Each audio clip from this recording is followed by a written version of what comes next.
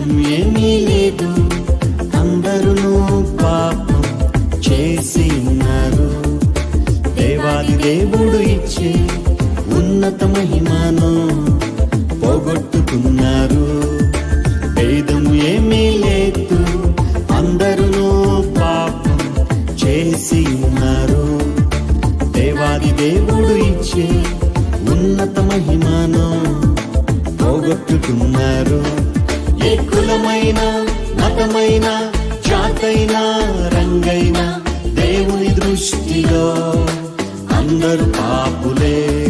ఏ కులమైన, మతమైన, జాతైన, రంగైన